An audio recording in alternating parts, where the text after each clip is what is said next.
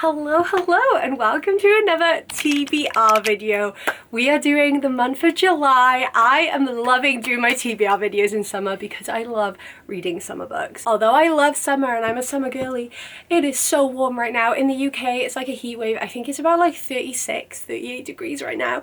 So I am sweltering, dying. So if you hear any wind or anything outside, I am not closing the windows. So as usual, every month I use my TBR jar and pick the prompts out of it to choose what books I'm gonna read this month.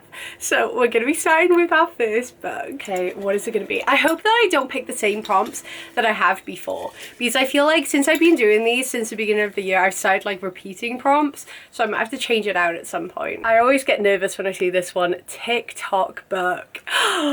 What are we gonna pick? Do I have any blaringly obvious ones? One I can see that's blaringly obvious is Binding 13. I have not read any of this series yet, but this is like hefty. It's like 800 pages. But then summer reading, sitting outside reading a book, could get it done quite quickly, maybe. I feel like the favorites might be a TikTok book. I see it a lot on TikTok, but I don't know whether it would be classed as like a TikTok book. All right, we'll swap it around for the other side.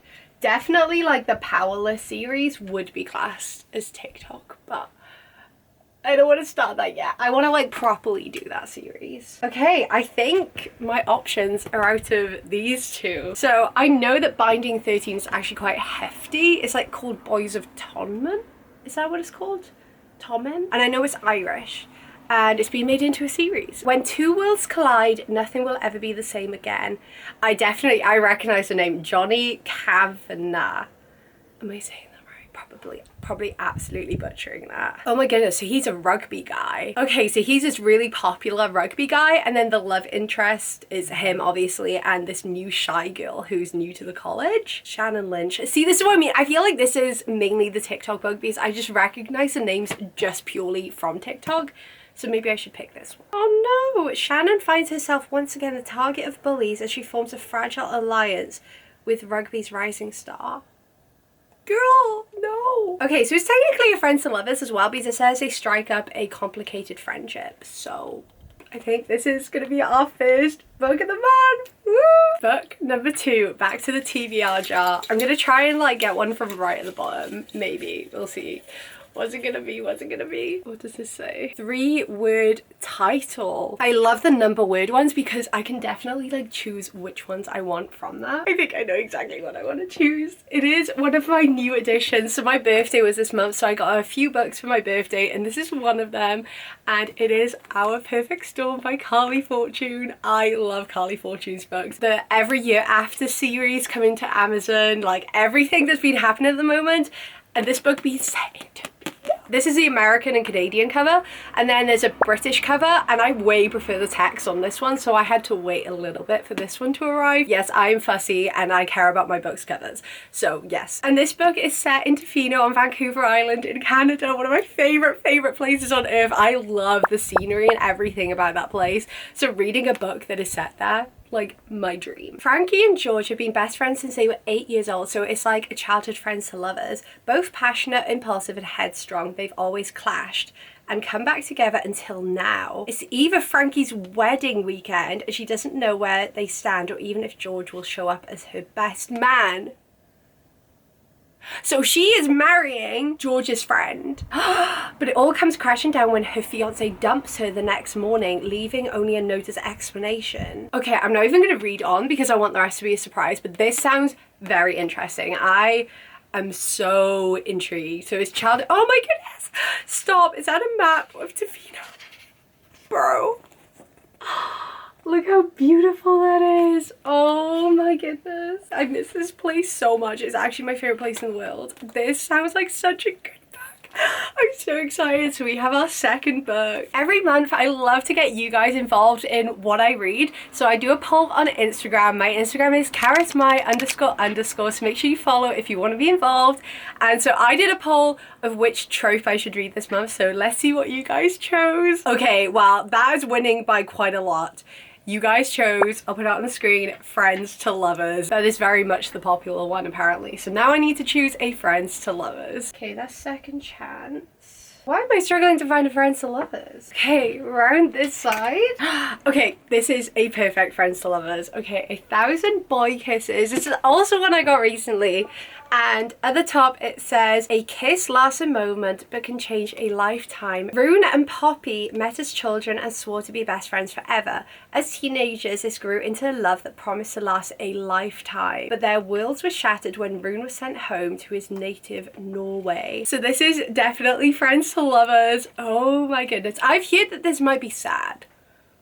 I don't know if I want to read a sad book. And will the secret Poppy is carrying bring them closer or separate them forever? I'm pretty sure this is a young adult book as well, so thank you guys for choosing Friends to Lovers. I'm excited. Okay, back to the TBR jar. Let's see what the next pick is gonna be. Okay, author you've never read before. I love that because I love like the variation of trying new authors, and I feel like I've been reading a lot of the same authors recently. A lot of these are my seasonal ones, so that's why I keep them at the back. Well, I've definitely read Lynn Major before, so definitely not that one. I haven't read this author before and I really want to read this book.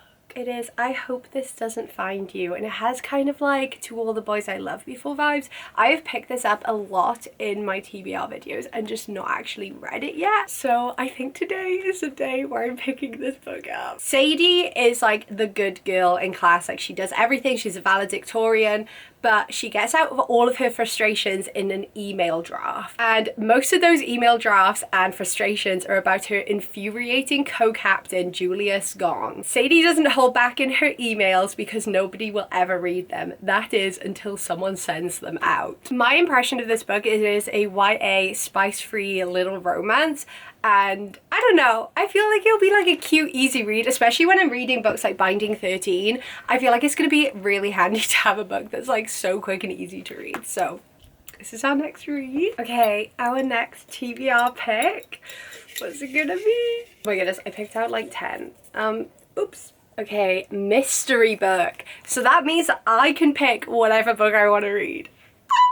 I love this. I don't think I've even picked that out yet, and I'm so happy right now. Okay, so I get to pick whatever book I want to read. I want to read Call It What You Want. I want to read The Do-Over.